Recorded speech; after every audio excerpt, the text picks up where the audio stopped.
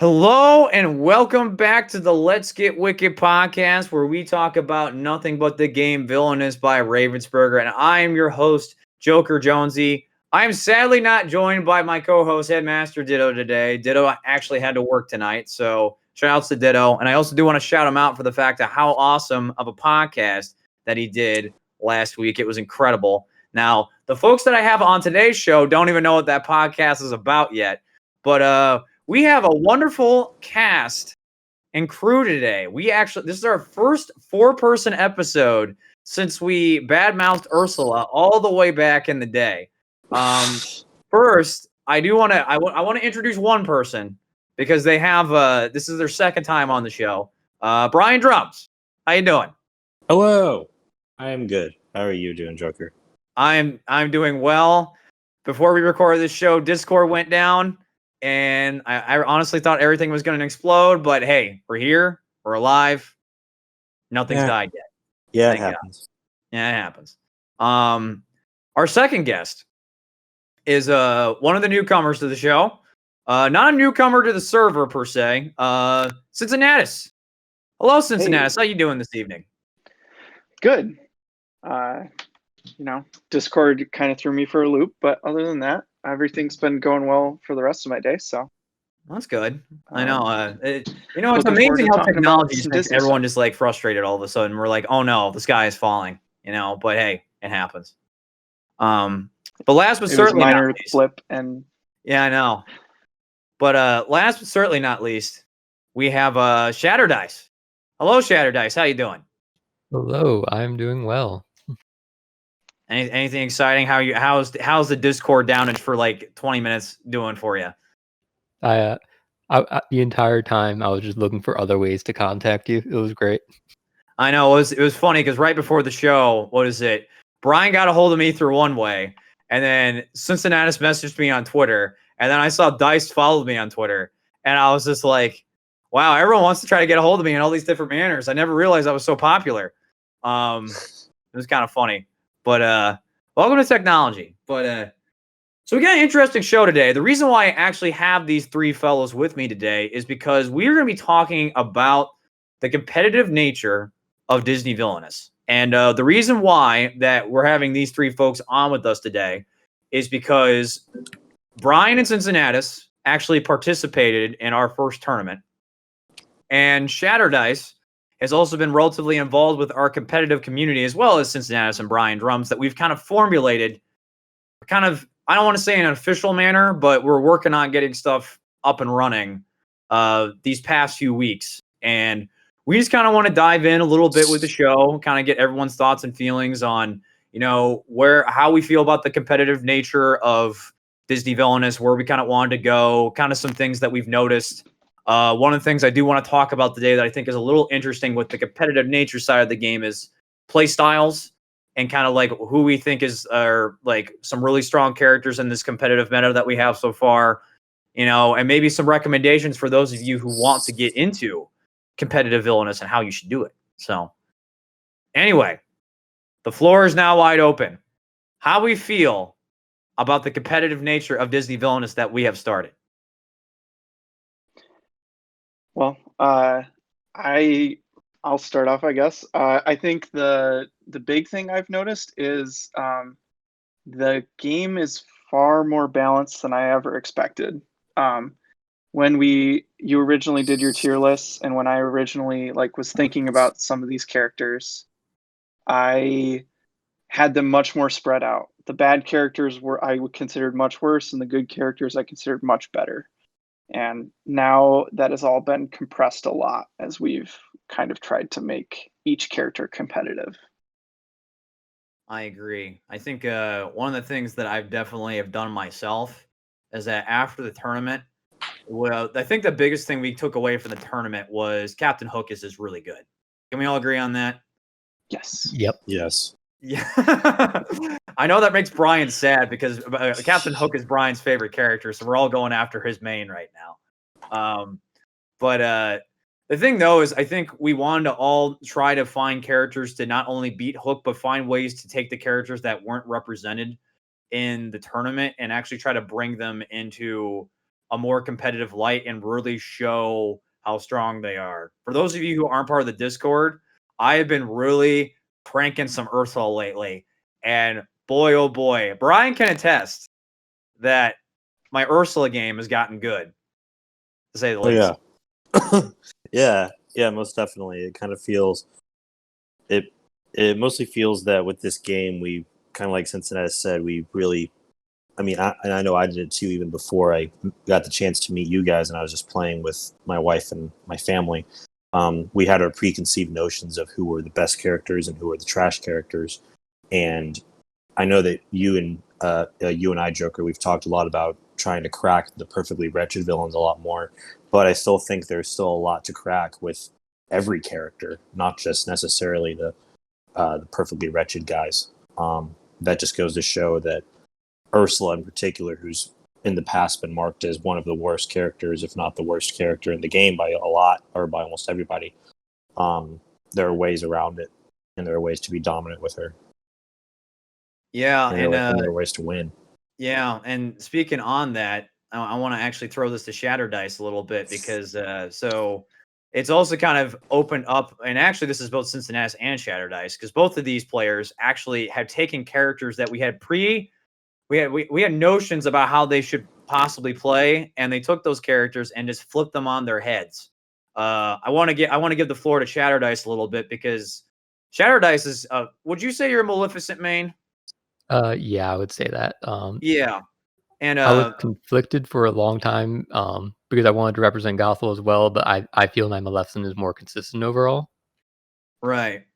And one of the things I have to give Shatter Dice a shout out for is the fact that, even on the show and even for the longest time since we've had the community going, we've always kind of put Maleficent as probably one of the fastest characters, if not the fastest character in the game in terms of being an incredibly aggressive.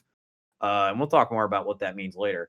But Shatter Dice actually came in to a little bit of a competitive game that we streamed on Twitch and took Maleficent and just flipped her on her head that we've never seen before. Do you want to talk a little bit about that, Shatter Dice? Yeah, sure. So, if you remember from the game, I was playing against Scar, and he got that early Mufasa and Zazu, which was just immediate danger if left alone. Like, I don't think I really had a choice in the matter of like I had to stop him right then and there. Otherwise, he was going to get out of control. Yeah, so Scar had the early Mufasa, and I had to switch to a slower game plan where I'm fading him more heavily rather than progressing my own board. And it was particularly interesting because I didn't get the Raven the whole time that game, and No. that play style is a lot more difficult without the Raven. But with the Raven, it becomes very powerful because one of the issues is obviously there are only one power spots in the two fate locations. But if I have the Raven getting me power, I can fate pretty much every turn, and I'm still progressing. Um, and I think it's that adaptability that makes her good. She can very easily switch from aggressively pursuing her own objective to trying to control and secure a win, like just right when she needs it, rather than like just going for it repeatedly and getting pushed out. One of the interesting things, I didn't see this from you, but our shouts to our judge for these competitive games we've been doing recently, Nick Knack. I was playing some games with Nick Knack, and he actually likes playing Maleficent a lot. And he actually took a very similar strategy to you, where he was pointing out to me, when you are struggling to kind of get moving with Maleficent, because sometimes that can happen. What you literally can do is you can literally just play Vanish at a fate location and you can just stay put. There is only one card that can really kind of counter that. And that card's name is King Stefan or Stefan, however you would like to pronounce it for the sake of hilarities. But yeah, so it was incredible to see that type of game. Like it was insane. Like we're so used to seeing Maleficent played very aggressively where like you just want to try to throw curses out as fast as possible because overall she has the most simplistic kind of goal in the game next to Prince John where you're just basically playing I type a card to each location.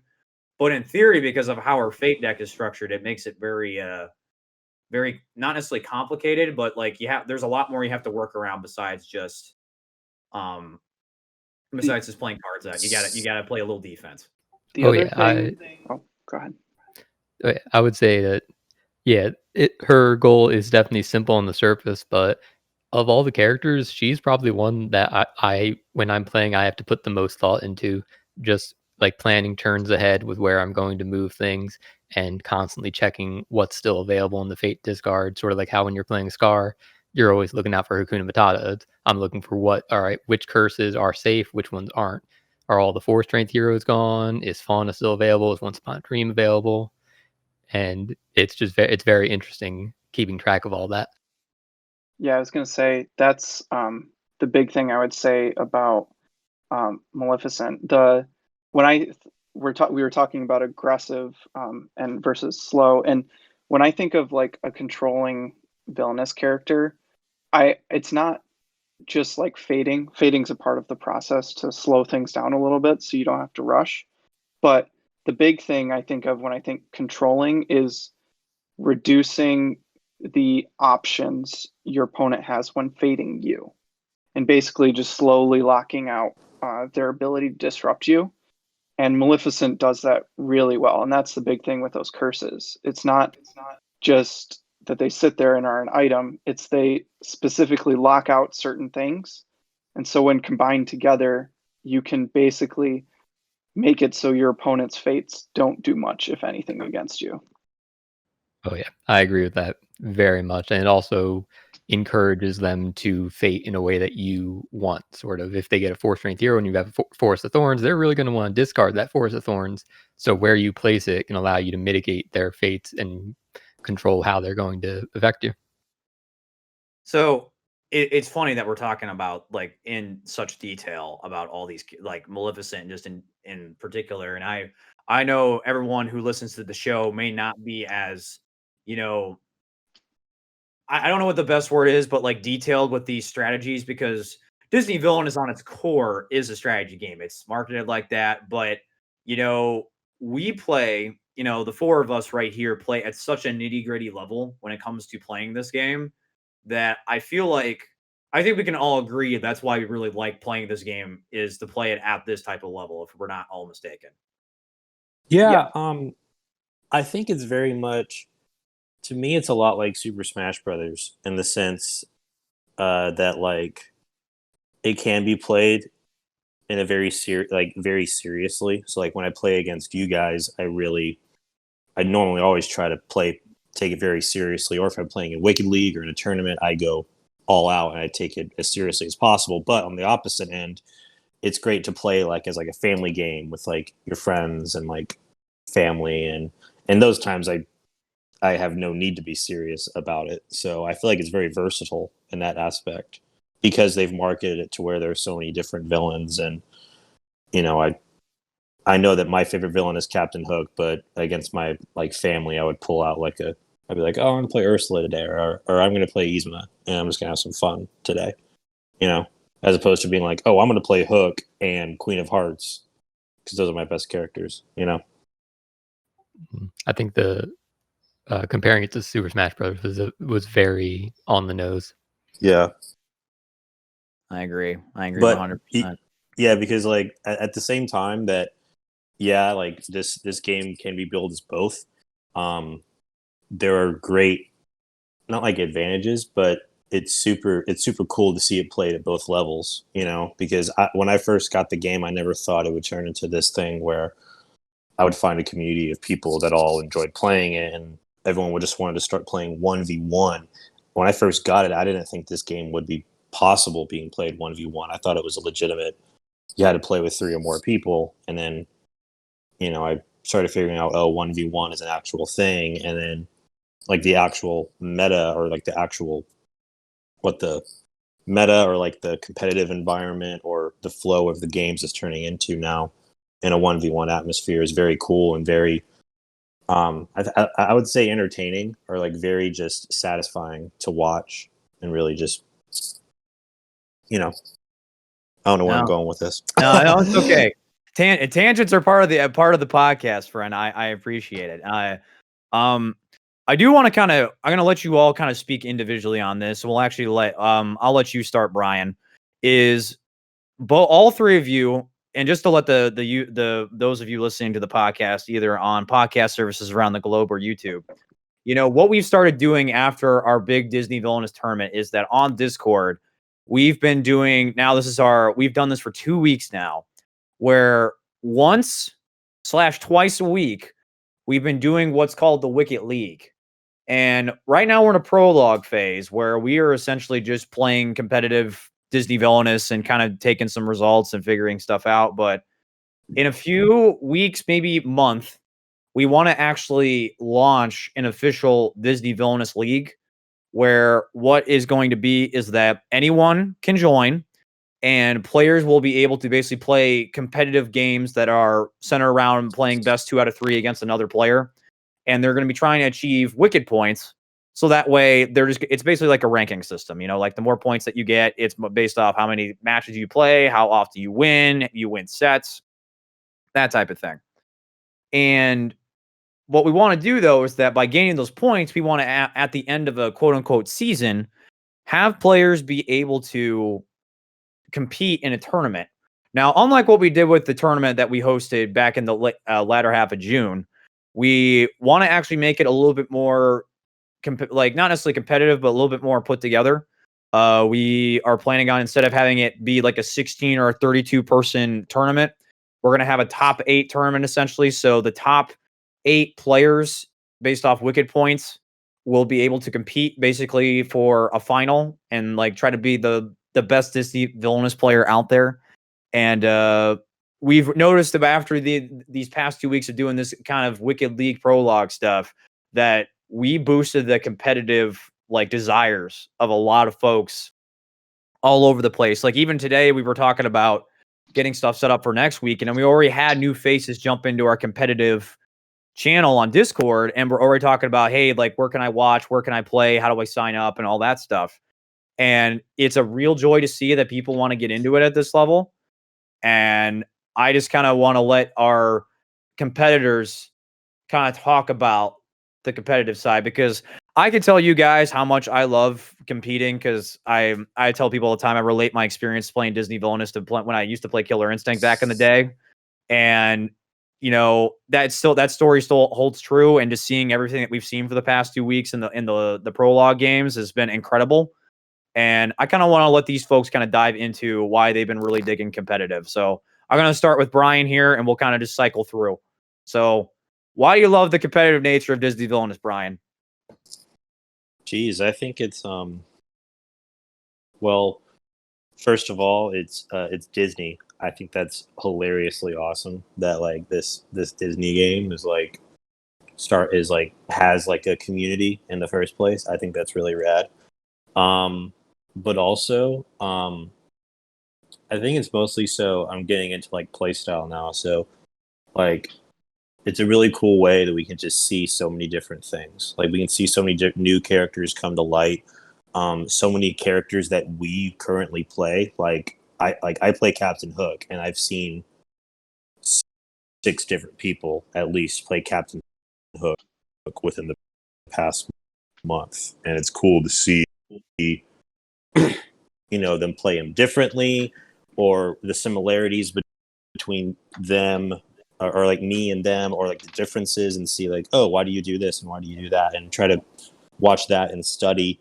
Also, one of my main things is that I this game is very cool in the sense that it can go for long, but it can also be done really quick.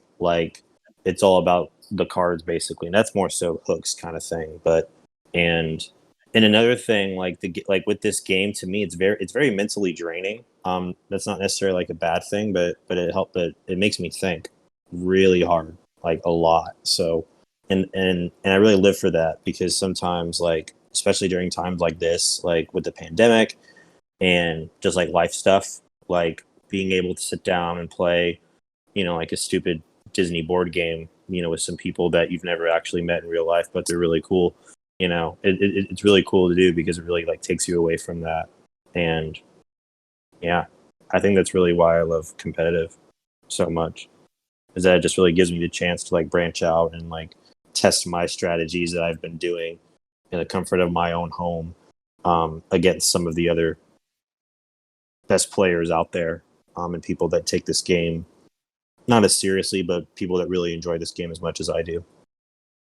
I do have to shout Brian out because so we've been doing these games where, on Twitch, on my Twitch channel, twitch.tv/Joker_Jonesy, all lowercase letters. I got to plug myself.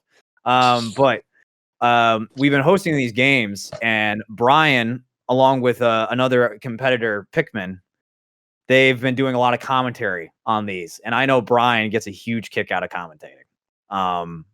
A huge kick. And for those of you who have not heard Brian's commentary, it's absolutely fantastic. Like, it's one of, especially because what I will literally do is I will just run the stream and just keep the footage going on the cards. And just hearing Brian back and forth with Pikmin about stuff is just awesome. And I think a lot of us really enjoy that. For once, not only me not narrate a game, but also hearing someone who's just as excited about the game talk about it, I think is also just really important. And I gotta give Brian a shout out for that because it's really cool, and I know he enjoys it. So yeah, I watch a lot of esports, so Brian's the next I get a shoutcaster. kick out of that. Yeah. All right, Cincinnatus, what makes you enjoy the competitive nature of Disney Villainous so much? I think the best way to put it is I see it as a really intricate puzzle. I play a lot of board games. I played Magic for a while and things pretty competitively, but all of that competition, as far as I see, is just like improvement and learning the intricacies.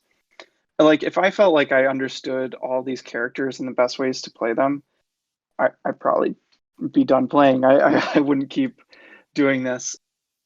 But there's very few I feel comfortable with, and even the ones I feel most comfortable with, like we have those those league matches, and I play, and I'm going back and thinking about some of the situations, and I still haven't solved all the things that can come up, and that's just fun and exciting to dig through. And even when you're not playing, like you were talking about watching the matches. And just going back through and watching some of the other matches people are playing, and thinking about the situations that they're in and trying to learn from maybe their play style or just the weird scenarios that come up is just really cool. So I got to ask you, you come from a Magic the Gathering competitive background, and I know you've mentioned this many times on the server before, but when you I know you played Magic for a long time. Is the Disney Villainous competitive scene like trying to reignite that competitive spark? Do you find that this is a lot more of an enjoyable experience than playing Magic, or do you feel like this has still some? It's still in its early ages, but it still has some it has a lot of room to grow to become something really fantastic, and people are sleeping on it. I think it has room to grow to become pretty fantastic. I don't know that people are sleeping on it. It seems like a lot of people are interested, um, and it's obviously early kind of thing. So we'll leave it up in the air as to whether people will sleep on it or not. But I do think it's kind of filling that role in my life currently. I think it being something that I play with my wife, and she's super competitive too, and has helped me with a lot of things.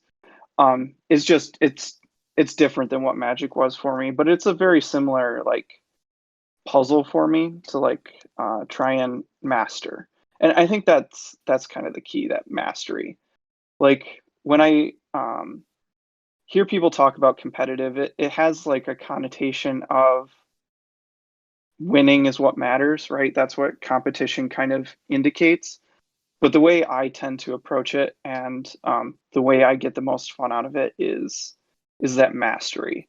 Winning and losing isn't really the important part, although winning tends to be because you've mastered something. So, it is a little bit of a thing. But if I felt like I played a game as perfectly and like to the best of my ability as I could, and there was nothing more for me to learn, that would be really satisfying, even if I lost.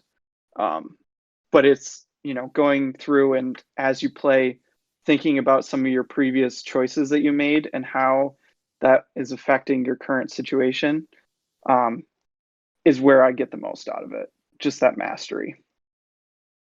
I think you speak a lot of things that I relate to because as a fighting game guy, I always think back on mistakes I made in my fighting game matches, and that's why fighting games always speak so much to me. Is because you think you like a good fighting game is a fighting game that can forces you to continue to grow and learn, and even when you think you've mastered a character, you've never really mastered it because you have a whole roster of characters that have different all like hundreds and thousands of people playing those different characters, and you just have to learn to adapt and understand what to do. And I think that is so important and what speaks so well about the design of this game. And I've spoke on this before, is that the strongest part of this game is that there is two kind of mindsets you can walk into the game with, where you can just go play your favorite character, once or twice and kind of walk away from the game and be done, or you can really sit there and try to master the character to the highest extent and learn how to play against all the different villains in all different lights. And I think that is something that a lot of people need to remember about this game, is that, and this is me, the inner teacher. Make sure you do your homework, kids. But it constantly is forcing you to learn and have to do your homework and like, all right, what can I do better?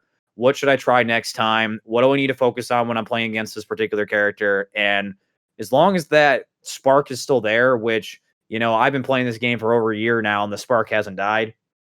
And, the spark is going to get even lit more with Marvel coming out, which we'll say that for another day.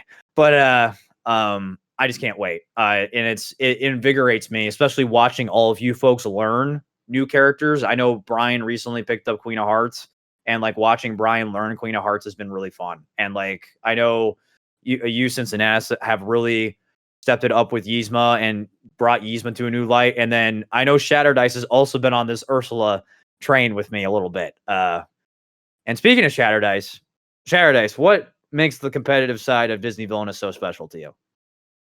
I think a lot of it, I'm going to be echoing Cincinnatus's sentiments on this.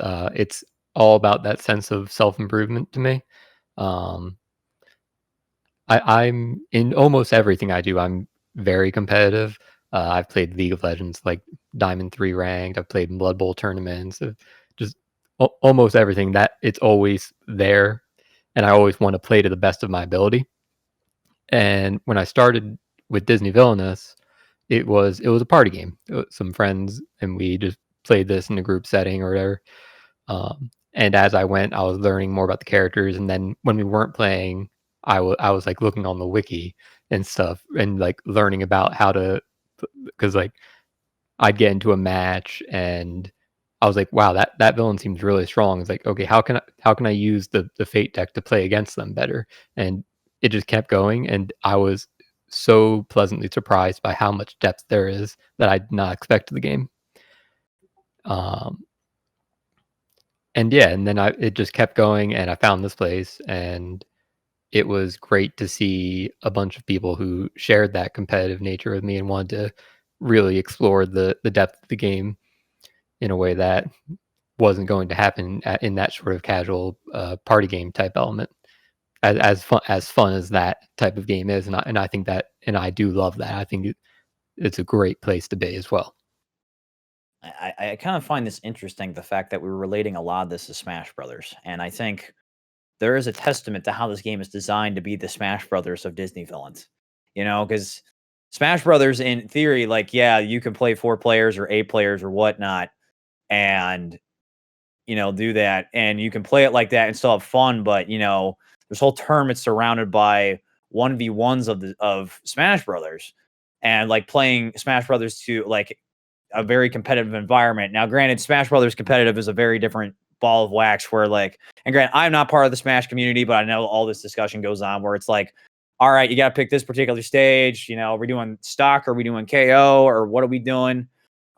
But with Disney Villainous, it's a lot more kind of straightforward, where it's like, all right, it's your character versus my character. We are playing, in this format. We're not playing with more than 2 players, and we're just gonna have a lot of fun. And it definitely, I didn't actually think of it until now, the fact that there's a design aspect of this game where it really is meant to be the Smash Brothers. And I make this joke all the time that there was a 5 or 6 player game that we played early in the channel's life cycle where we had Great Sam and make the famous quote of Iago saying, "We're in Smash Brothers," and that quote has a lot more meaning now, because this literally is the Smash Brothers of Disney villains, and it's great, and I love it. Yeah, like I think kind of going back to what since he was saying about Magic the Gathering. Now you know this, Joker, but I don't come from a board game background. I don't come from a trading card game background. I've been to maybe like 2 or 3 Smash Bros tournaments in my life. I've played it competitively with friends before, like serious games. But like most of my knowledge has just come from like studying and like watching and studying like the Smash Bros scene. Like that's some of my favorite stuff to watch competitively. I've watched a lot of Magic the Gathering. Their league, as well as Pokemon TCG. And I know that like a lot of, just kind of like basing off of their, like when you see Disney Villainous, I think it compares a lot to Smash Bros, but also to things like Magic the Gathering as well, because they have decks that are literally designed around things like control, being more engine or aggressive decks, with like lots of monsters or things like that. And I'm guessing like control is more so like spell heavy. I'm not too sure. Cincinnati can correct me. But like I feel like this Disney Villainous game really brings together those 2 worlds, like just smashes them like all together. Like, hey, here are your characters. Like here's like their tools. Here's what they do. We're not creating decks, we're given decks, and we have to decide, okay, how are we going to play this, because I think I can take it here. I'm looking at those poll results that you posted from the aggression, control, and engine, that like poll. Ursula for aggression, 17 people put 1 least aggressive. She doesn't have to worry about being aggressive. Now you, Jonesy, are the most aggressive player I know when it comes to vanquishing things, and you make it work a lot with Ursula. Yeah. And to kind of go a little bit what Brian's talking about right now, for those of you listening. So on the Discord channel, I've been wanting to do this for a while, where we kind of finally put the characters into different play styles, or like parts of their game that really makes them stand out, or really effectively as a community how we think these characters should be played. So what I did was I put together a Google form where the players basically rated each character, 1 to 5 in these 3 categories. So it'd be aggression, engine, and control. And to kind of give you some context of what that means, aggression means that you are moving fast towards your goal, and you're definitely like defeating a lot of stuff. That is usually kind of how you have to progress, because usually the heroes are made to slow you down in a significant way. Control is more of, these characters play a lot slower of a game, and their heroes kind of like, you also like, they're a lot more passive. They do a lot more negative, like lingering effects. So the thing is, you move those, you want to try to get rid of those characters, so that way their effects won't linger. But sometimes control characters don't necessarily have the tools to do that. So that's why we have characters like Ursula that exist. And then we have engine characters, where engine characters are characters that have to build up a lot to start moving forward. And sometimes they could be a little bit more control and aggressive, but they have to play a lot of cards out on the board to start getting other cards working in cotangent with each other, or cotangent. Words are hard. But that's kind of what we delved into there. And I personally have always been an aggressive player. When I play my fighting games, I play what is called a rushdown character, which these are characters are super like up in your face, always kind of mashing buttons and stuff. I've always been that type of player, and always want to get in your face. But then the control aspect in the fighting game, and essence, is more like the zoner, where they're trying to control the pace of the match. They're trying to control the speed. They're trying to make it flow in their favor rather than the opponent's, regardless of that opponent wants to really get in their face. So why don't we go ahead and dive a little bit into the play styles a little bit in terms of the competitiveness. Yeah. You know, Brian, you were saying I play an aggressive Ursula. I know you are also a very aggressive player. Do you agree with that statement? Yeah, most definitely. Most definitely. Why yeah. do you think that is?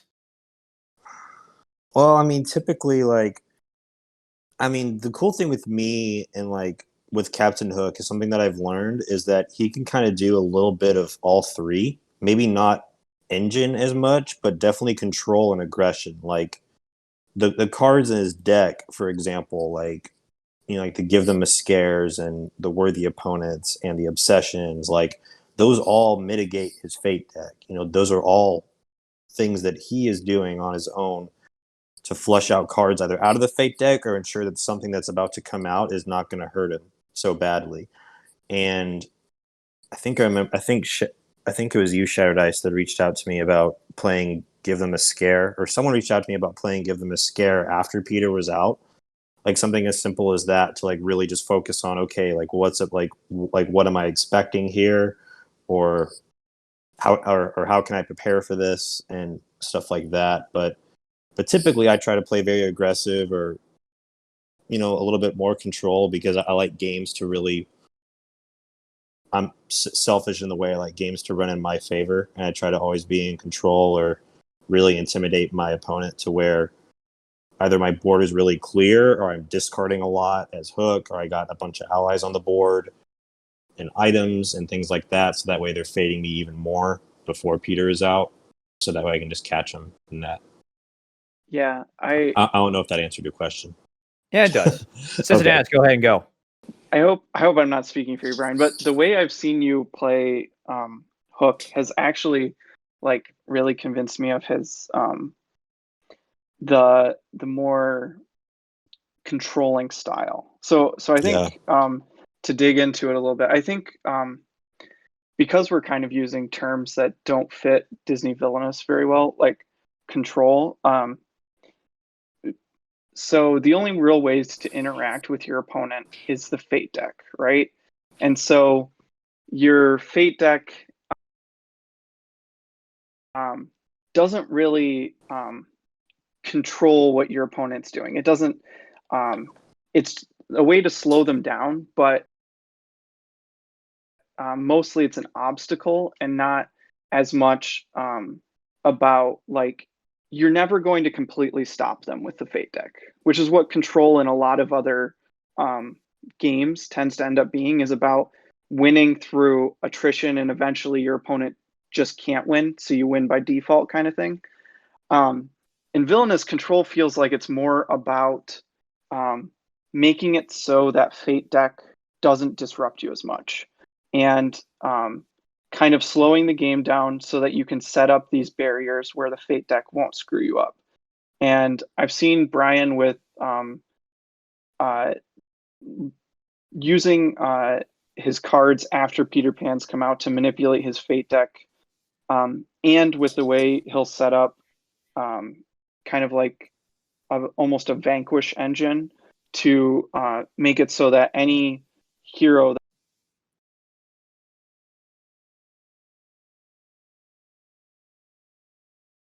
that comes out isn't going to really slow him down very much.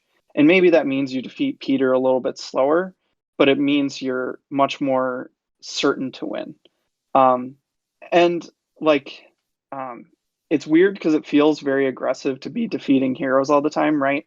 But at the same time, like, it's that slow constriction of your opponent's options when they're fading you that I always feel like leads to control. So when you talk about someone like Ursula, she gets really disrupted if you just play out the crown of their trident super early without like locking them away or something.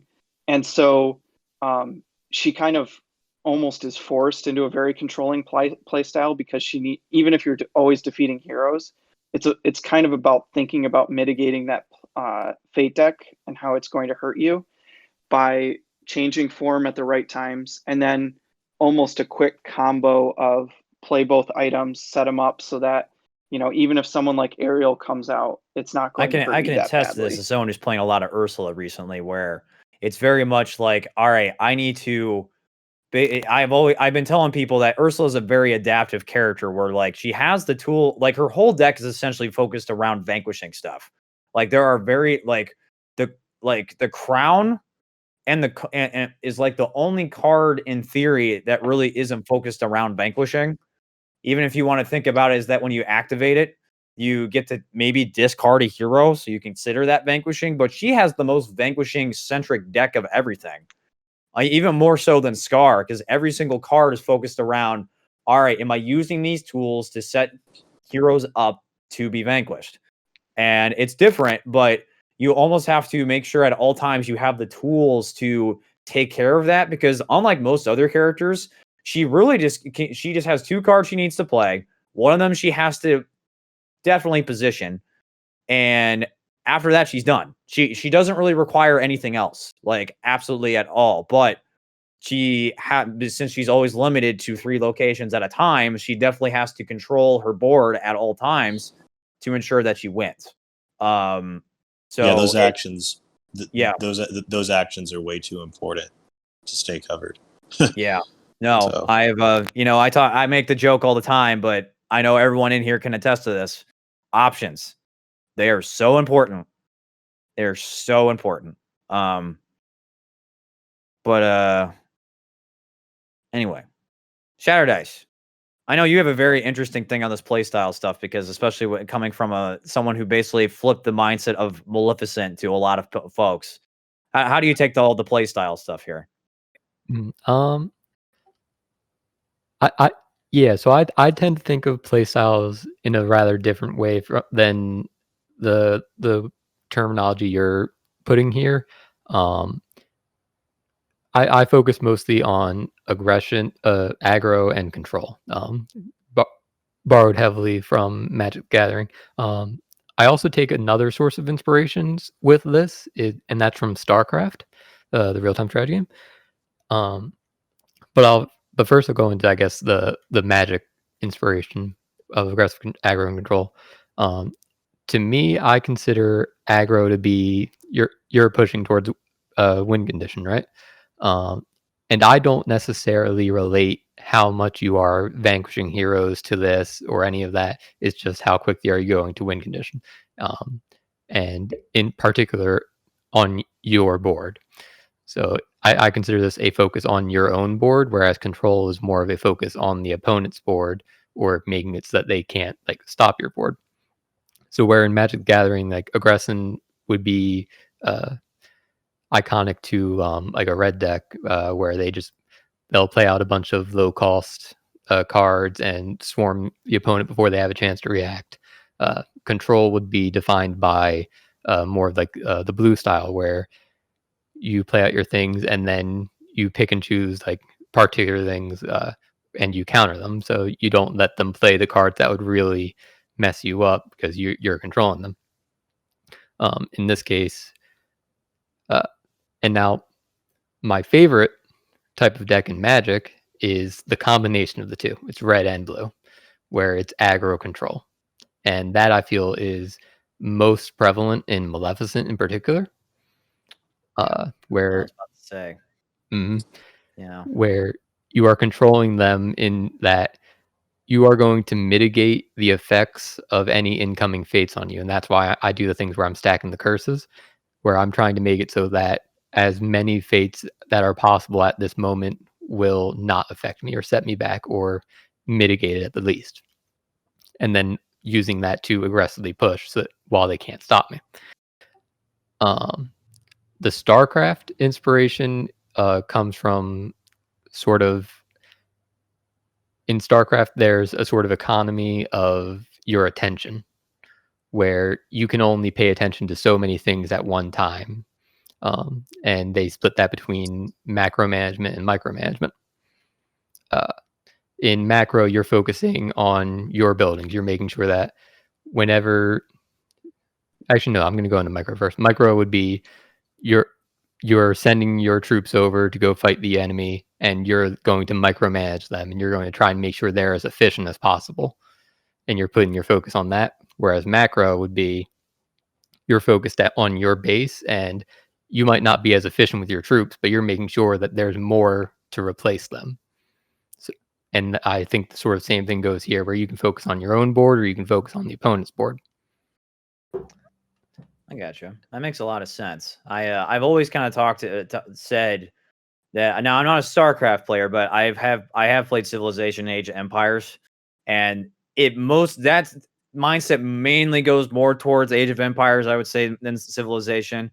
But this is in a weird sense a Civilization game where you literally have your own little faction, quote unquote, and you have your own like set of allies and tools that you can use to go against the opponent, and the different realms are kind of set up to allow you to do those types of things. And that I've always strongly tried to relate this as much as possible to Civilization style games, especially this is definitely boosted with Marvel coming out, where Marvel definitely feels like a Civilization style game. Like there will still be like a 1v1 type of game, but like with Disney Villainous, like I saw this on Board Game Geek where someone was basically saying like this is this like competitive solitaire, where like you have your own thing. The only way your opponent can really interact with your board is by fating. But with Marvel, with being able to move your allies and having this universal fate deck that's not necessarily targeted towards you, I think that game is definitely geared towards more of a Civilization style. And I think the way that you described that was a very, very good way of describing even the Disney villains, like how they operate. Because I've always kind of made that relation when I try to explain this game to people. Is it's like a weird Disney like Civilization style game, but you're all doing your own thing.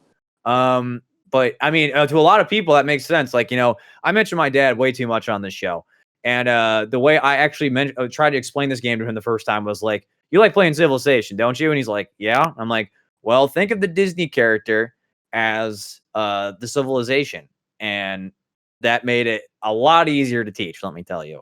I can see that. Yeah. Yeah. Yeah. So Cincinnati, I don't want to skip you over because I know you actually mentioned stuff with Brian's thought process, but when it comes to all the play style stuff, like what are your thoughts?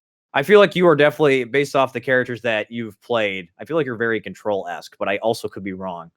You want to dive a little bit into that really fast? I tend to lean that way. I think so. To kind of bounce off Shattered Ice, I'm just going to bounce off the other two Do it. people. His description, I agree very much with the fact that talking about these styles based on control or based on like fading or vanquishing can lead us to a really awkward definition, because every character has to vanquish or has to fate.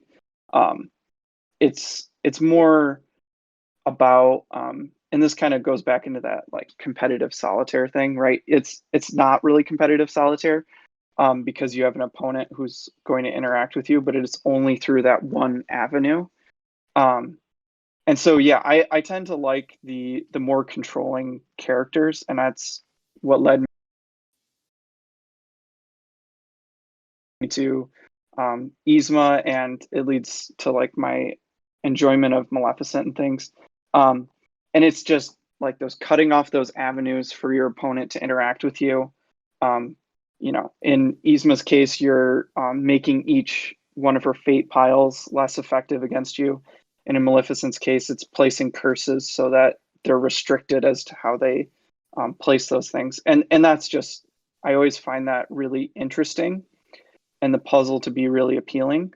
That isn't to say the aggressive characters aren't, my thing too. I know Scar is kind of forced into always pursuing his goal, because if he tries to mitigate his fate deck, he'll get punished really hard.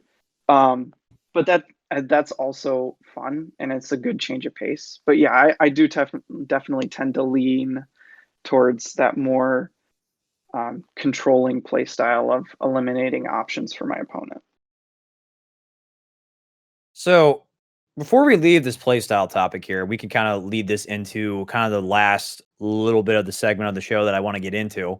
A little bit of kind of a, I don't want to necessarily call it a tier list update, but with and Brian kind of alluded to this earlier a little bit with the different playstyles sheet that we put together. There are some interesting factoids I kind of want us to throw out there. Now, I want everyone to know, listening, as well as those of us on the podcast right now, this is not like the definitive, like, yes, this is exactly how it like we see these characters and such, but I do think there's some interesting results. And to let you folks know too, this was not like a small sampling. We had in total 40 people on this forum, which is a lot of people for how many people we have active on this community, which is really nice. But the aggression, we'll talk about the most aggressive character based on the community. I'll do the top 3. We have Scar, or not Scar. I want to say Scar. Just because. Dr. Vasilier, most aggressive. Yeah, I agree. But the community believes that Dr. Vasilier is the most aggressive. Then we have a tie between Evil Queen and Scar, and then Captain Hook. Interesting. I think we can all agree that's a pretty. You can probably switch those around. I would still say Scar is probably the most aggressive that he needs to be, but I think those are probably the most aggressive towards like vanquishing and also just trying to really pursue their goal as fast as possible. We have any comments on that? I think 3 of those, the 3 best characters, if you want to get into it, have a lot of variety in the way they can be played. Hook, Doctor, and Evil Queen, but they're all definitely capable of being the most aggressive character. I think it's particularly true for Evil Queen and Hook due to their lock locations. So if they're not being aggressive, they are just going to have one less location, so they have to. Yeah. Like typically with like with Evil Queen, like it seems a little bit more obvious to be a lot more aggressive than Hook, I think, because she doesn't have a lot of cards that can really stop her as much, because she can gain poison like crazy if she wants. But like with Hook, like if I feel like he's really versatile in the sense that if you're able to try to do both at the same, like 2 of them at the same time, then you're in a good spot. Because if you're just trying to find the map on its own and you're not playing allies before you try to find the map, then like you're going to leave yourself in a pretty weird, bad position. So you have to be able to do like, you have to be able to bring like both ideas together. And whenever you do that, you can really help yourself out a whole lot. Because if you're able to, it's not more so, because when I learned the character, it was like, okay, number 1, find the map. Number 2, find Peter. Number 3, move him to the Jolly Roger. Number 4, play out the allies and defeat him. It's like, okay, but that sounds like a really long process. How can I do all of these? How can I do all of that at the same time?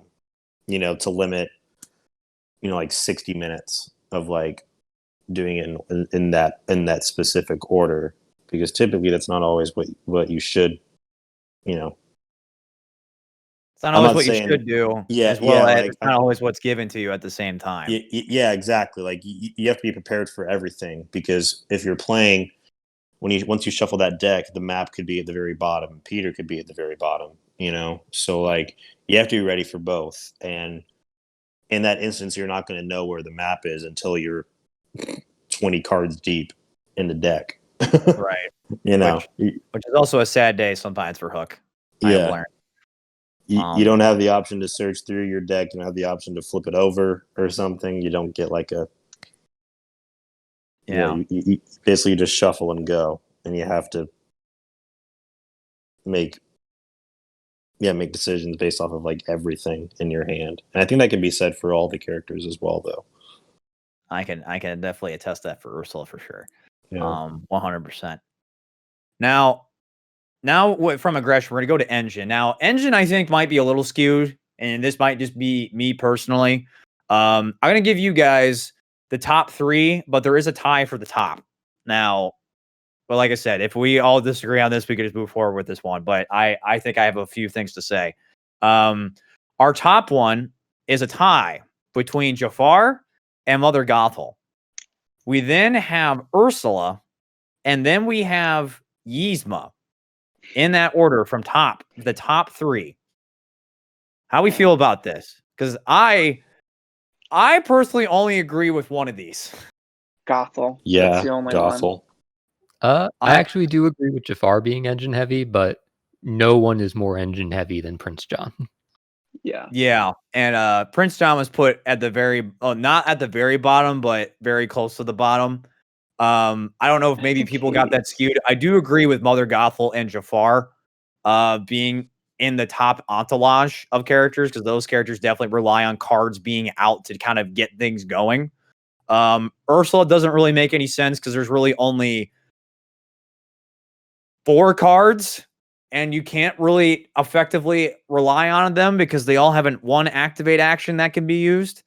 I think And Yzma even less. yeah, I mean, like Yzma, like the only engine thing I know, and we've talked about this Cincinnati, that Yzma kind of has is the fact that with the cruel irony, where if you're at an ally's location, you can play it to play an effect again. But there's only 2 copies of that in a deck, so you can't really engine that per se.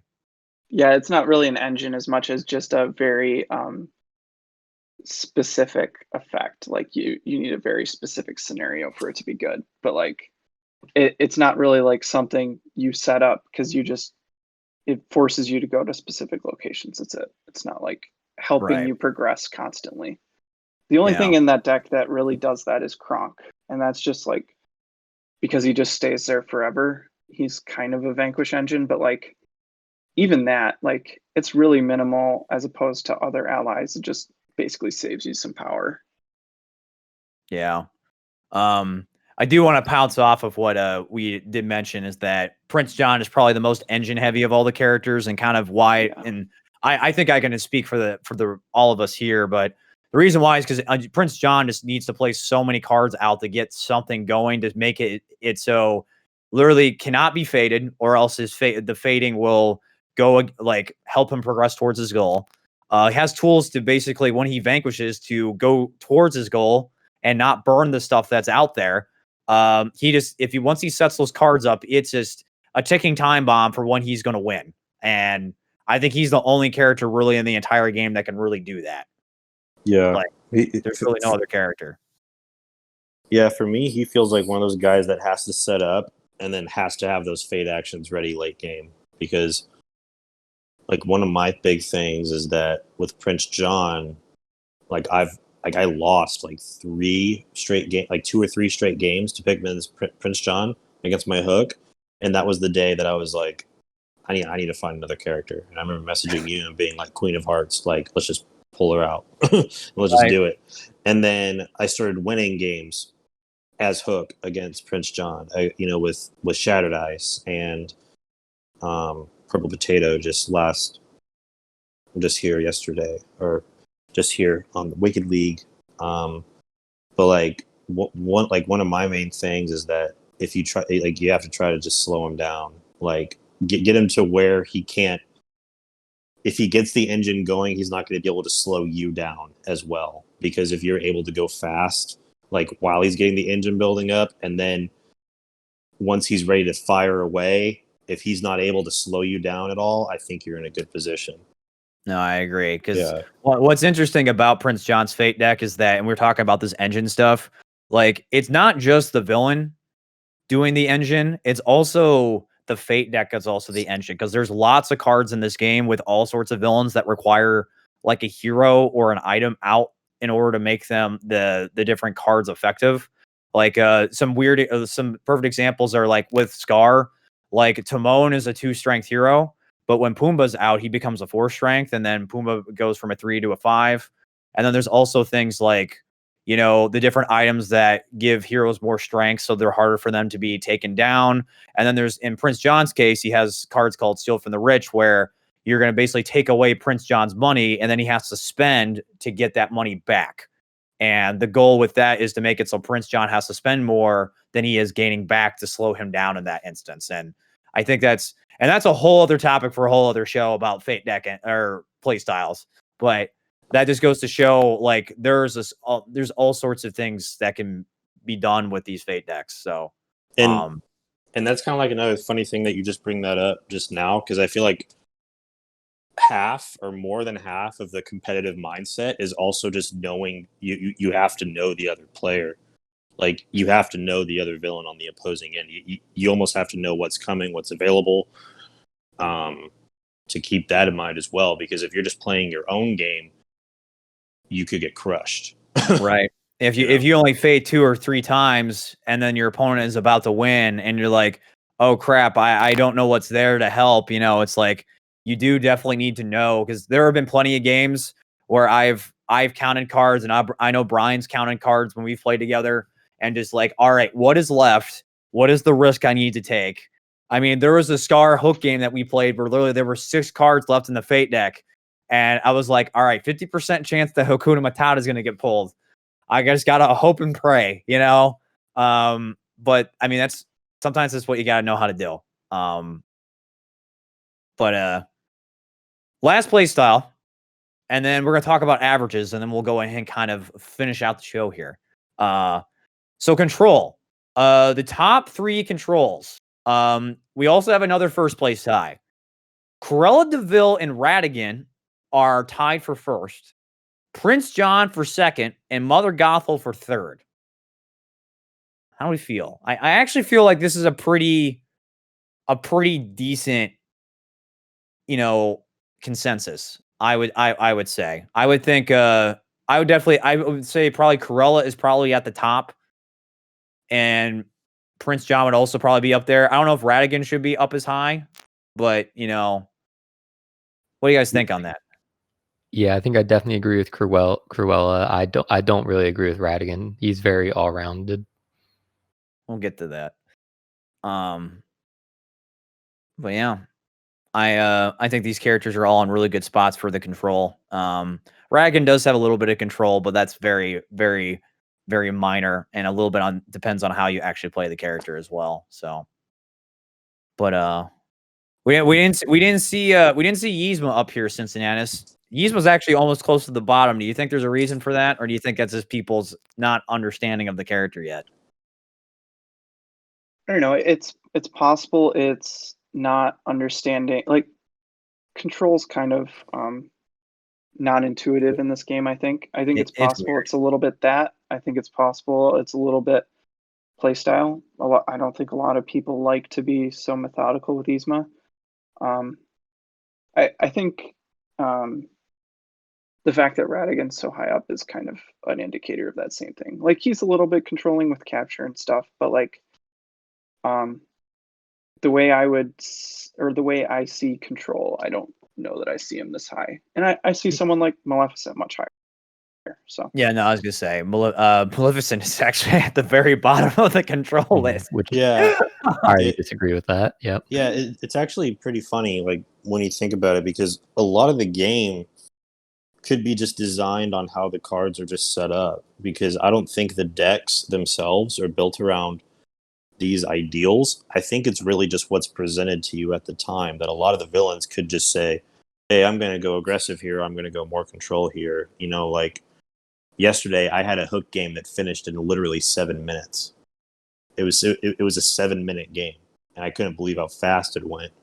But that was just because the cards presented at the time were like, okay, it's just time to be extremely aggressive and just go for it, And then on the opposite spectrum, Cincy, like, your Yzma play is very, in the sense that you really try to control the entire. You not only control your decks, but you control just the entire. You try to control the pace of the game with smashing all the decks, and then just going in and trying to get Cusco like later, as opposed to being like, okay, I'm just going to find him right now.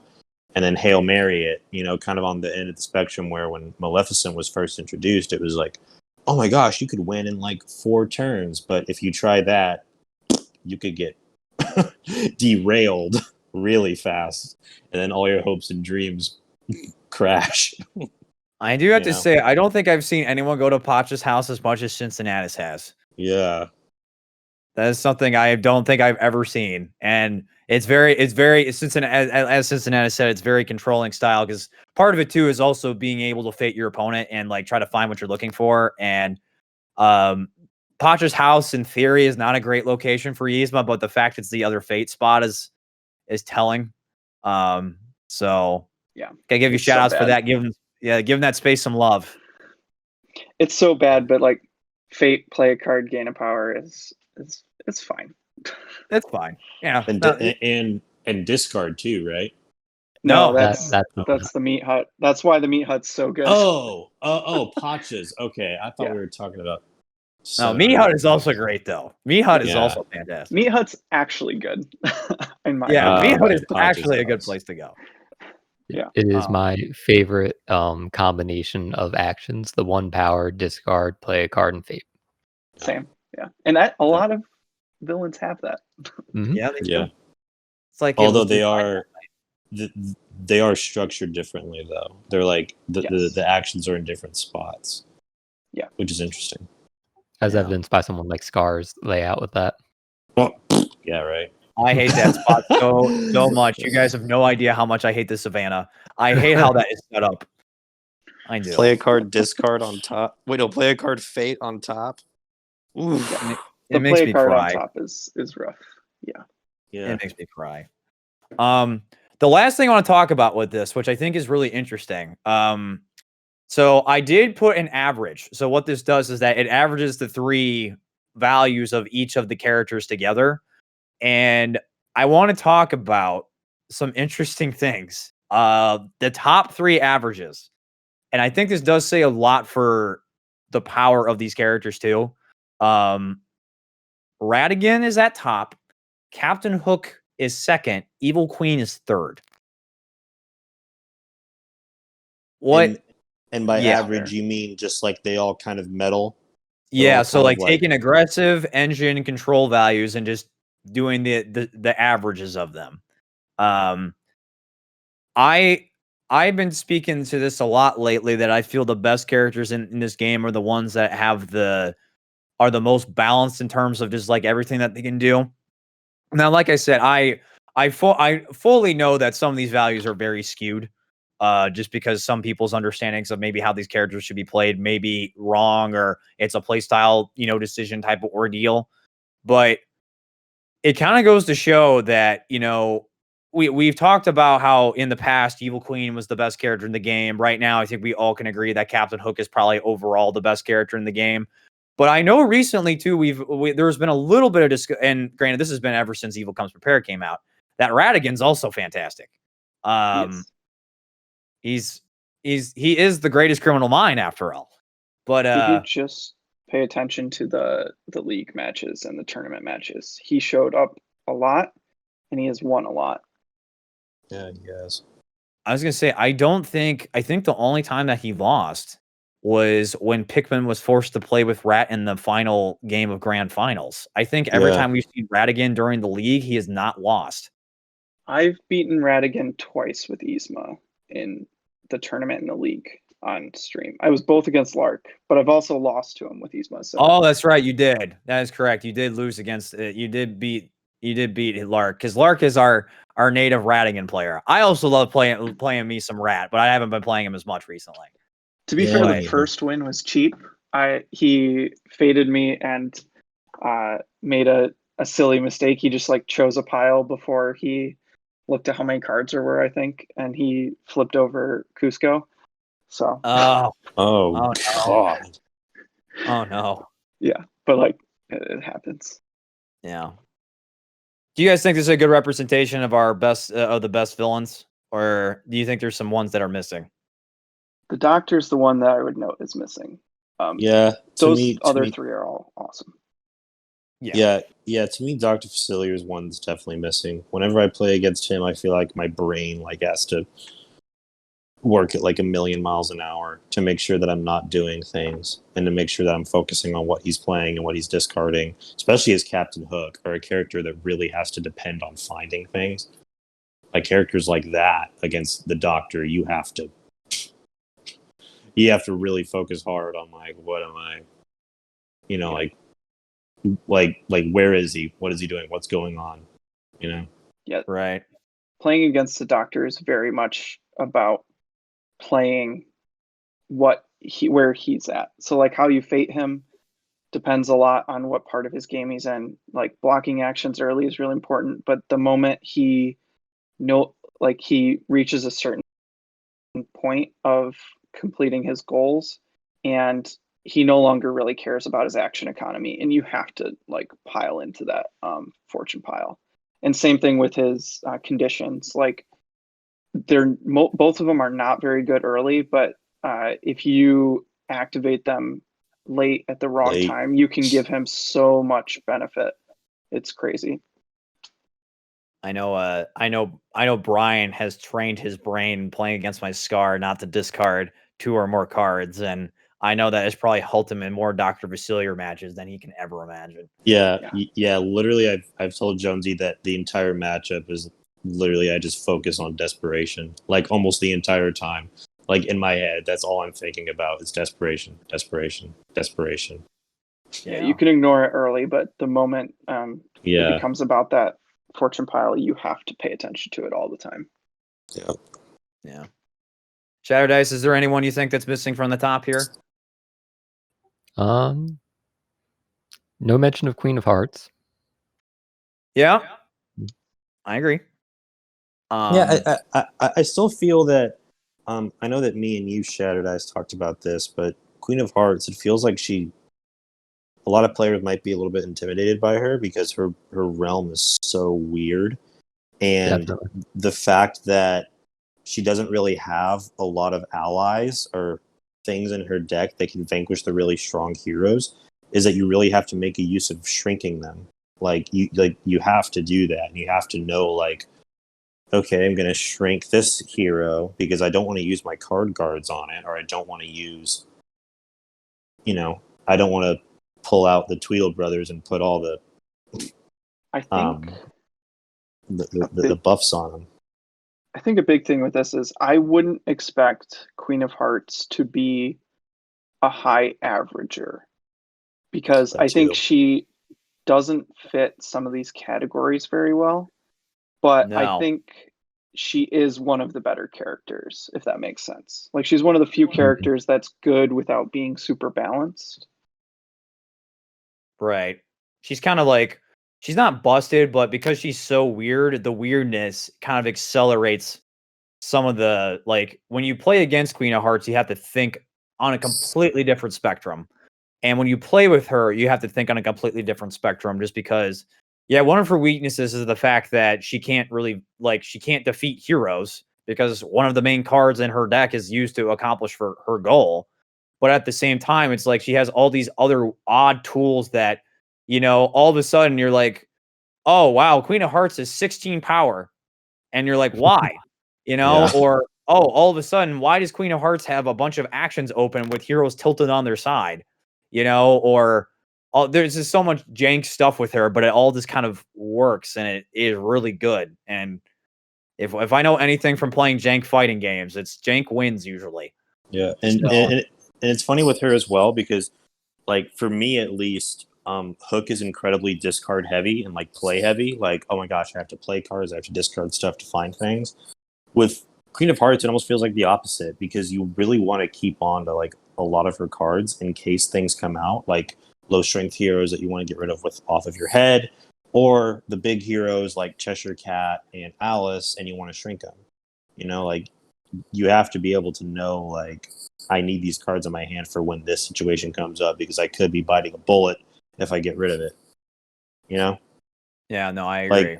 Like with her, that character, I really think ahead for. I really have to focus on thinking past my turn, like past a bunch of turns. Like, okay, like I'm going to put out the stopwatch. Yeah, it's going to waste me an activate action to activate a card guard, but maybe I can get like a by order of the queen and use that as my play action to activate card guards and then activate the stopwatch at the same time.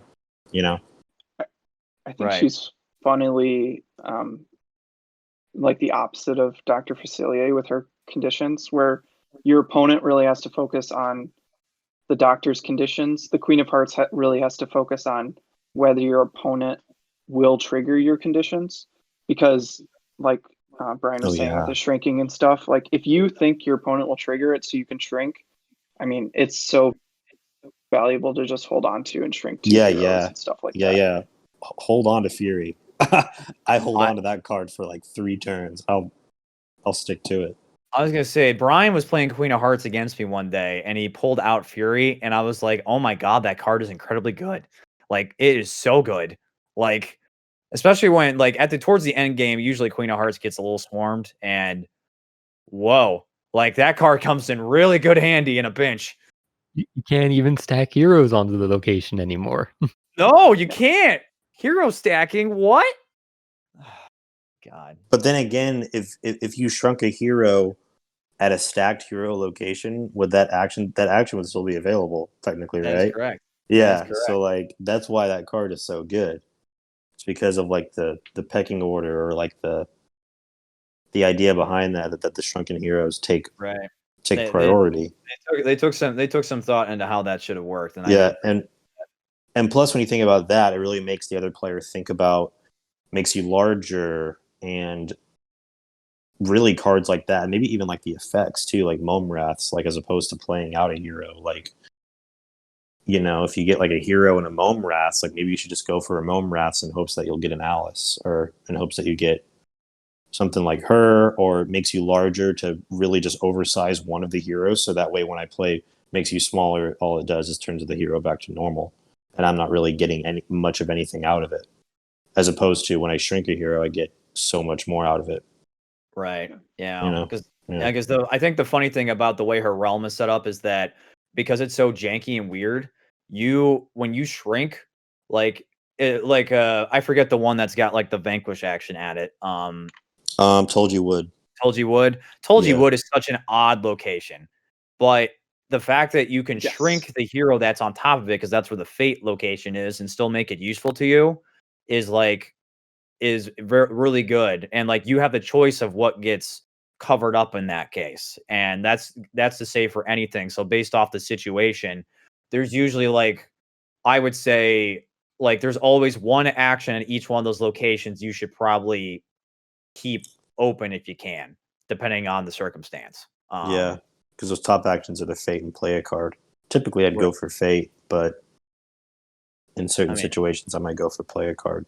But mostly fate probably, just so that way I have the extra. Gotta fate. I can have 2 spots where I fate. You've said in the past that a location, even if it's just fate and discard, like you still value it.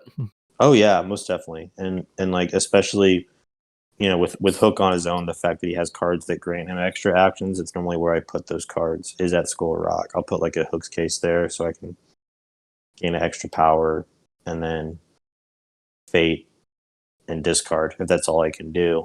But yeah, typically stuff like that too. Like in the competitive meta, you really have to focus on like the locations that people think aren't as good. You have to find a way to make those good because you're going to have to go there eventually. You know, you're going to have to go to the Told You Woods and the White Rabbit's house and Hangman's Tree, or like like and Pacha's house. You know, where you can't discard. You have to find a way like, how am I going to go here and make this worth my while? So I'm not just going to go there and fate the opponent and then halt my progress, you know? Right. Like, no, that's what I tell people at Scar all the time is that the gorge is the only location with the fate action at the bottom. But the problem is if that place gets covered up, it's only vanquish and fate, and especially if that's done early, and I want to try to keep doing stuff, like that's really bad for me because I want to be able to move something and maybe try to do a little combo kill or play a card that helps me do that. And it's like, wow, if I need to go over there and fate too, maybe in the late game and that gets covered, it's really rough. So, yeah, that gets into the playing ahead, like planning ahead, the timing when you're going to go to those bad locations. Like no location's super bad, but like timing when you're going to go to those locations that aren't as useful so that you get the most out of them. Right. It's just absolutely. Absolutely. Sometimes like you might know a hero is going to cover up a location, but you might go to that location just to take all the actions there, knowing that that's going to get covered up. So maybe if you need to take the action the second time, you can do that too. I've had that. I was playing actually Jafar today, and I was in a position where I was like, I actually need to. I know this place is going to get covered up next turn, but I'm going to actually sit here and fate. So if I need to fate twice in a row, I can get the most out of that, even though that's not the best thing for me to do right now. So that happens a lot. So timing is everything. But all right, last thing before we end the show here, guys. And I'm just curious what your guys' all thoughts are. Now, we're not doing tier lists. Who do you think the one character, what is the character you think is the best in the game? Let's start with it. Shatter Dice, I want to start with you. Who do you think is the best character in the game? I think it's Facilier. Okay. Me too. Brian? Facilier. Cincinnatus. Yeah, I'm in the same boat. I think Hook's really Really? good, but Facilier I think is the most balanced character and the most like unstoppable kind of thing. Huh. Like I could go into it a little bit if you want me to for a second. No, yeah, I'm okay. I'm okay with going into it for a little bit here because all three of you said the same thing, so I'm just curious. So, the Doctor doesn't have to dig through his fate deck to find a specific hero to defeat, which is kind of an issue that Evil Queen and Hook can run into, where you fate yourself to accomplish your goal, and it can clog up what you're doing. And at the same time, his goal is super linear, so you can go towards it, and if you're in a bad spot, just rush it, kind of thing.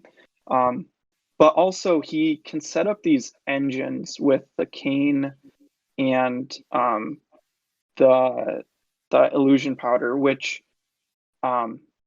just kind of make him feel unstoppable once he gets them going. You know, he can vanquish every turn if he has the cane at the parade. And the other big thing is the different phases of the game that he kind of falls into, where you want to play heroes to slow him down, but you also need to eventually deal with his fortune pile. Means that as Facilier, you can kind of control the pace of the game as you wish. If your opponent's messing up your fortune pile a ton, you're going to have extra actions. You can, keep just churning and setting up your engine so that you can get to that unstoppable state. And yet, if your opponent's dumping heroes, like, just power through to get to your goal, and your fortune pile is going to be mostly empty. So I think all those things combined just make him really versatile, really powerful. Huh. Shatter Dice, do you attest to a lot of this? I think he's really versatile. In the same way that Maleficent can shift easily between aggro and control, Dr. Facilier's the same way, only like everyone's seen those games where he just gets Rule New Orleans Talisman like within the first couple turns, plays him out, and then cards will tell and he wins. But he doesn't struggle with a long game either. Like, he can very efficiently fish through his deck to get the cards he needs. He has a ton of good, very efficient allies to be keeping his board clear and vanquishing. His vanquished location has to play a card at the bottom, and then it's also a fate location. So if you attempt to clog up his board, he is going to fate you back even harder because of it in the process of clearing his board. And he's just really good, especially when you get more comfortable with him and you don't get slowed down as much by people's attempts at fading you. Interesting. I also just think he gets the most free wins, if that makes sense. Like, Yeah. So even when the game is going horribly, you don't have anything going for you. He has a fortune pile that's like 10 cards, 20 cards, right? And the talisman's gotten taken from you. You vanquish, you go to the fact that the vanquish location is at the place he has to play the cards will tell. You vanquish the person or the hero with the talisman. You play the cards will tell, and if you get lucky, you can just win anyway. Like, even if everything went horribly, and that's just a really powerful aspect to have. It's obviously not what you want to rely on, but the fact that that's in your back pocket and it's really powerful is just it's a good combo. Yeah, to me, it just feels like when I play Dr. Facilier, it feels like a chore. Or not Facilier, Facilier, sorry. whenever I play against Dr. Facilier, it feels like a chore. Like it feels like okay, I really have to now I have to focus extremely hard on what's going on. Normally my dream scenario is if I can get a mass spirit in the fortune pile when it's low. So if it's at 3 cards or 4 cards and there's a mass spirit and there's one mass spirit in there, I'll just leave it there and then not fade him again to add more cards into the fortune pile. I'll fade him again to add heroes, but I normally won't be adding more cards into the fortune pile unless I find more mass spirits to throw in, because the more just like you were saying, Cincy, the more cards that you add in, he still has that major luck factor in his back pocket that can just cause him to win immediately. With having the luxury of the play a card in the Vanquish at the Voodoo Emporium, he can just do it whenever he wants. So it's the idea behind you need to be able to force him to fish out that mass spirits with a Cards Will Tell and try to get the cane out of there.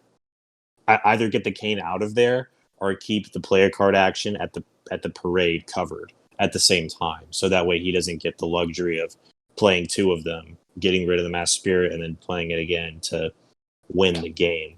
It's kind of like you have to keep that mindset in your head as much as you can, because that card desperation can really come in clutch form. And if you do, it's so easy to just discard 2 cards and forget about it.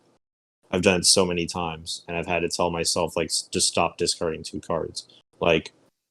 If that's going to be a major win for him, you don't want that to happen. Yeah, it might slow me down a little bit, but it's helping, And go ahead. I'm sorry. Oh no, finish your thought. I'm sorry. Yeah, I don't know, just and on top of what you were saying about he's good in all. He's good early game, mid game, and late game. There's never really a time where he gets. There's not a point in the game where it feels like he's hurting necessarily. If he's vanquishing if he's playing Vanquish heavy and is controlling the board, there's never really a time where he's not comfortable.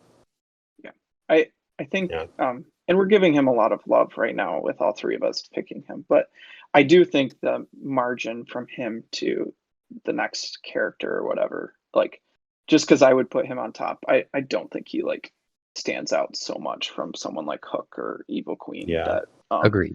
It's running away or anything. Yeah, but at the same time, this whole game is built off of the idea of when you get faded, what are you going to do about it? Or when something is standing in your way, what are you going to do about it? How are you going to get past this? How are you going to get past this obstacle? We saw it on stream where Jonesy beat Secret Lorry Man's Hook. Jonesy's beaten my Hook before, and it was Scar. That was with Scar, and Jonesy and I have talked about that could be Scar's worst matchup is against Hook. He pretty much blew me out of the water almost. I wasn't very close. It wasn't like I was about to beat Pan. It was like he won, and I was like, whoa. So there are a lot of surprises in this game, and one of the major factors of it is that you have to be ready for the things that potentially stand in your way to eventually come out on top.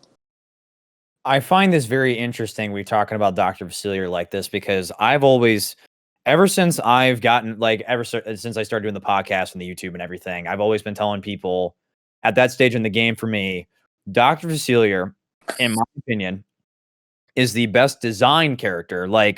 If future characters in Disney Villainous, they talk about how Jafar is the character that everyone's kind of built around a little bit because he was the first one they felt like was the right one.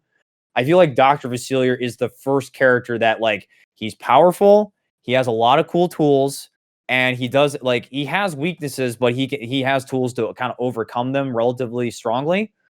I guess I don't know I don't necessarily agree with all of you that he's the best in the game, but I definitely do agree that he's upper entourage. Personally, I think probably he's the most versatile of all the best characters, which I think is what makes him really stand out. And you guys have already said this. I think the versatility sometimes can bite him though. But that's a story for another day. I talked about this today. I do believe Captain Hook is the best character in this game. I think he's the strongest in all the, like I said, Dr. Vasilier is the most versatile. Hook also has a little bit of versatility, but not as strong as Dr. Vasilier. But I feel like Hook has got a lot more aggression that allows him to kind of circumvent anything that comes his way. I will also say two things when it comes to the best characters in this game, and you guys will probably all disagree with me on this. One of them I mentioned recently. I do feel that Ursula is the best character in this game on paper. She's very so. Give a comparison to a fighting game thing. Killer Instinct, the lead designer, was it Adam Hart? He talked about how there's a character. His name is Fulgore, who essentially on paper he has all the tools to be the best character in the game. It just kind of depends on the person who is playing the character to make it work. I feel Ursula is the same thing. I think she has all the tools to make it work right. I just think that she has way too much of an adaptive play style, especially with the fact that unlike with a fighting game where it's more mind games, in a card game, there's a lot of somewhat randomness to it, and it's more about consistency. And she can be very adaptive, but it's not consistent enough to really make that effective, but her tools make her really stand out. On top of that, too, I will also say this. Scar is a momentum monster. I think you guys might have saw this if you guys were watching the stream with me playing against Secret Lawyer Man. When Scar gets his momentum, he is unstoppable. Like, there is nothing stopping Scar. Like, even if you Hakuna Matata him to death, you can't stop him. The downside is the fact that once you lose that momentum, you've lost. Like, you can lose the game within the first 3 turns if you lost your momentum to a halt. But if you can keep the momentum all the way through, he can crush any character in his way. Like, there is not a single character that can stop him. It's just that once you lose momentum, he's destroyed. But that is my opinion. Apparently, the three folks here that have been playing and competing very heavily disagree. But hey, it's fine. This is what makes this conversation fun. So, I actually think they're go for it. I just, like we said at the beginning, I think the roster is really balanced, honestly. Like, I look through it and there's, I think, one character I don't really want to play. And I think that might be even personal preference rather than power level. And like Jafar. But like, I just think the order of his cards can be really awkward coming out, and it's just not something I enjoy. But like, even like you were saying with Ursula, I think she has a lot of power in her design. My biggest problem with Ursula is I just don't find the play patterns super fun usually. But like, and I don't think she's the best character or anything like that. I think she's good. She's fine. Acceptable. That's fine. I can accept that. I can accept it. I think on Ursula's strongest games, she will make almost any opposing villain cry, and on her worst, she will be useless. And that's the issue I take with her. I gotcha. I just feel like this game, like it's so much on that. I'm always comparing to Super Smash Bros. Because all I can think about, or just fighting games in general. That you're like, oh, this is my character. Like, this is who I play. Like I'm the Hook guy, or I'm the Yzma guy. Like we all kind of have like our styles, and they don't really mesh well with other characters. So like, I once played. Like, if I tried to play Ursula, I think I would rip my hair out because I just don't like that style of playing. I feel like it would freak me out a little bit. With Hook, I really enjoy his style. Just like the things that you can do with him, I find enjoyment in. Like, personally, me, that's not to say that everyone has to. Like, oh yeah, he's the best character in the game because his playstyle is so enjoyable. When someone could say, well, I don't enjoy playing. Well, like, I don't enjoy playing Hook, like I enjoy playing this character, like that's, like that's them, or like that's you, it's like, that's kind of like the beauty of this game is that I think we haven't even really scratched the surface yet of like people finding their villain, like the one that they know they love to play. And they're like, this is it. Like, this is the one I resonate with the most. Like, I enjoy the play style. I really understand it well. And I don't have like a 2.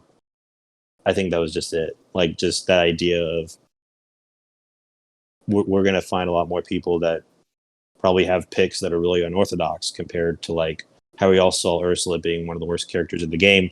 There could be someone, Jonesy, that pulls her out and just completely breaks her and says like, yo, like this is a player you should be scared of. Oh, who does he play? He plays Ursula. Isn't she the worst character in the game? No, like not in the slightest. And like kind of what you were saying, Cincinnati, about all the characters being balanced. I really do believe that. It's just a matter of finding it. Like we have to find the secret. We have to find the things with the characters that work, Yeah, I think Scar is the perfect example of that, finding the secret, right?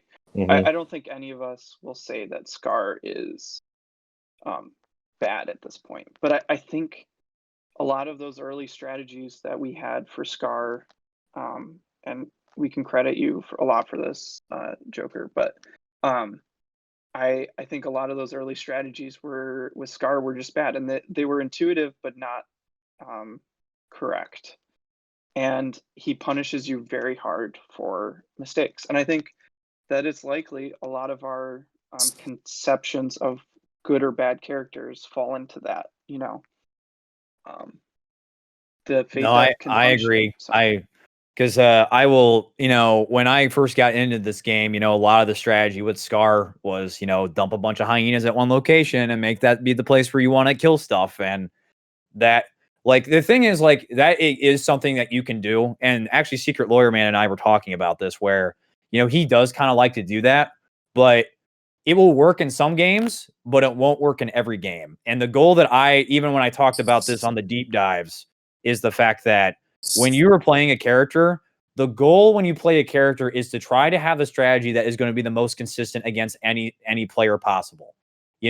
Because obviously, yeah, like you might need to adjust it a little bit on the fly, but you need to have a strategy that is going to work against any player and any play style that they're going to play with that character in order to come out on top. Because, like what Brian said, my strategy with my Scar did take out, one of the probably best hooks out there. And, that was not an easy feat. I remember I remember when I beat Brian, I couldn't go to sleep that well that night because my brain was reeling. I was like, I did it. I finally did it, but I'm like, I'm not done yet. I have to do that multiple times now because, I've lost a lot against Brian's hook playing Scar. Let's put it that way. A lot, but no, I mean, like, that's the thing is like, you gotta lose with the character and you gotta learn to get punched in the face a lot. And that just comes from me playing a lot of low tiers and fighting games. I know you guys haven't heard this yet, but I talked about on the last show about when I was playing Killer Instinct and, when I was learning probably the hardest character in the game, and I eventually became top 10 with him in the world, and it was kind of sick. So takes some time. Takes a lot of time with these characters. And speaking of time, that's all we have for the show. This was an awesome show. Thank you, 3 of you, for joining me on this show. This was absolutely a blast. I hope that for those of you listening, if you want to get a little bit more involved with Disney Villainous in terms of being a little bit more of a competitive game, whether you join us on Discord or you watch us on YouTube or Twitch, I hope at least in your own personal settings, you might look at this game in a different light now. I really do think that this game is very competitive, and I think it's designed very well for it. And I don't think it was anything that Ravensburger or Prospero Hall was expecting. Although I know they probably designed it inherently to be that way too, because the designers on that team are very card game background heavy. I was telling in the Discord that the guy who designed Radigan and Pete came from Magic the Gathering, so it's very clear that these folks have a background in building very competitive trading card games. But thank you, Brian. Thank you, Cincy. Thank you, Shattered Ice. I really appreciate it. Yeah. anytime. Happy to be here. Yeah. But until then, everybody, we're gonna go ahead and wrap up the show. I know all of you probably are screaming at me right now because when the show airs, Marvel Villainous will have been released, and you're like, "Where's your Marvel Villainous review?" Well, you can't review a game in a day when it comes out, so expect that next time on the show. But until then, I hope you folks enjoy the show. Stay happy, stay healthy, stay safe, and as always, stay delightfully wicked. We'll see you folks on the next episode when we decide to review Marvel Villainous. Until then, we'll see you later. And that is it. Now Craig is going to leave us.